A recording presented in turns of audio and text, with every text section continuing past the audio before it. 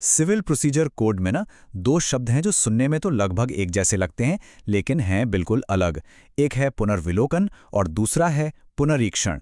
अब ये अक्सर कंफ्यूज करते हैं, तो चलिए आज इस कानूनी पहेली को हमेशा हमेशा के लिए सुलझाते हैं। तो आखिर ये उलझन है क्या?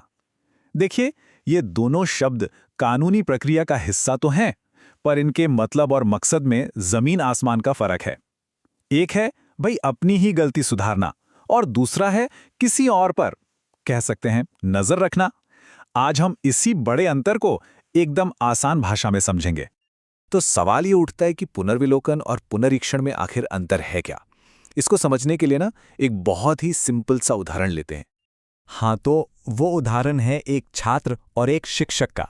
अब कोई सोचेगा कि छात्र शिक्षक का यहाँ क्या काम? चलिए देखते हैं कि ये कैसे इस पूरे कन्फ्यूजन को दूर करता है। चलिए सबसे पहले बात करते हैं पुनर्विलोकन की। इसे ऐसे समझिए कि ये एक छात्र है। मान लीजिए आपने अपना एग्जाम पेपर पूरा लिख लिया है। अब उसे जमा करने से ठीक पहले आप क्या करेंगे? एक बार उसे फिर से पढ़ेंगे, है ना, ताकि कोई छोटी मोटी गलती हो तो पकड़ में आ जाए। बस यही है पुनर्विलोकन, एक तरह का सेल्फ चेक या कहिए आत्मनिरीक्षण। और अब बात करते हैं पुनरीक्षण की। अगर पुनर्विलोकन छात्र है तो पुनरीक्षण को समझिए एक शिक्षक। अब शिक्षक का काम क्या है? वो आपकी कॉपी इसलिए जांचता है ताकि ये पक्का कर सके कि आपने सब कुछ नियमों के हिसाब से किया है या नहीं।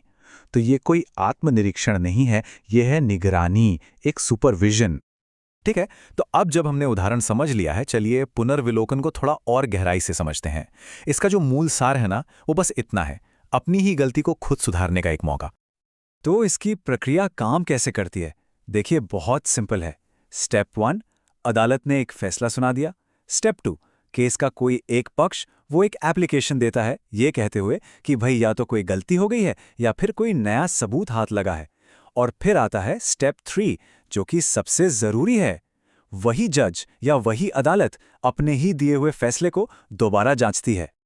अब सवाल यह है कि रिव्यू के लिए यानी पुनर्विलोकन के लिए आवेदन क्यों किया जाता है? देखिए, कानून में इसके कुछ ठोस आधार दिए गए हैं। जैसे हो सकता है कि कोई नया और बहुत जरूरी सबूत मिल गया हो जो पहले नहीं था, या फिर फैसले के रिकॉर्ड में ही कोई ऐसी गलती हो जो साफ साफ दिख रही हो। ये बिल्कुल वैसा ही है जैसे छात्र को पेपर जमा करने के बाद अचानक याद आए, अरे मैंने तो एक जरूरी पॉइंट लिखना ही छोड़ दिया था। चलिए अब रिव्यू से आगे बढ़ते हैं और पुनरीक्षण को देखते हैं। याद है ना हमारा शिक्षक? ये बिल्कुल वही है, एक ऊंची अदालत की निगरानी वाली नजर। तो ये आत्मसुधार के बारे में नहीं है, ये पर्यवेक्षण यानी सुपरविजन के बारे में है। एक बात गांठ बांध लीजिए, पुनरीक्षण का अधिकार सिर्फ और सिर्फ ऊंची अदालत यानी हाईकोर्ट के पास होता है। ये बिल्कुल हमारे उस शिक्षक की तरह है जिसका काम ये देखना है कि क्लास के सभी छात्र नियमों का पालन कर रहे हैं या नहीं। तो ये रिवीजन की प्रक्रिया शुरू कैसे होती है? इसके दो तरीके हैं। या तो हाईकोर्ट खुद से अपनी मर्जी से किसी मामले का रिकॉर्ड मंगवा सकती है, इसे लीगल भाषा में सुओ मोटो कहते हैं। या फिर केस से जुड़ा कोई पीड़ित पक्ष इसके लिए अर्जी दे सकता है। और इसका मुख्य लक्ष्य क्या है? बस ये देखना कि निचली अदालत ने अपनी शक्तियों का गलत इस्तेमाल तो नहीं किया, मतलब कहीं अपने अधिकार क्षेत्र से बाहर जाकर तो कोई फैसला नहीं दे दिया।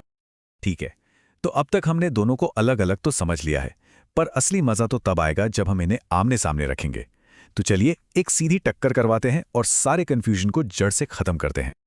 चलिए इस टेबल पे नजर डालते हैं और फटाफट सारे अंतर समझ लेते हैं। पहला पॉइंट, कौन एक्शन लेता है? पुनर्विलोकन में याद है ना, वही अदालत जिसने फैसला दिया था, मतलब छात्र खुद अपनी कॉपी जांच रहा है। दूसरी तरफ पुनरीक्षण में सिर्फ और सिर्फ ऊंची अदालत यानी हाई कोर्ट। ये तो हो गया शिक्षक वाला काम। अब दूसरा पॉइंट, आधार क्या है? रिव्यू का आधार होता है रिकॉर्ड में कोई गलती या फिर कोई नया सबूत, जबकि रिवीजन का आधार है जुरिस्डिक्शन की गलती, मतलब निचली अदालत ने अपने अधिकार क्षेत्र का उल्लंघन तो नहीं किया। और आखिरी और सबसे दिलचस्प अंतर, अपील का क्या? देखिए, रिव्यू के आदेश के खिलाफ अपील की जा सकती है, लेकिन रिवीजन के आदेश के खिलाफ कोई अपील नहीं होती। और ये सारी बातें हमें एक बहुत ही जरूरी चीज याद दिलाती हैं।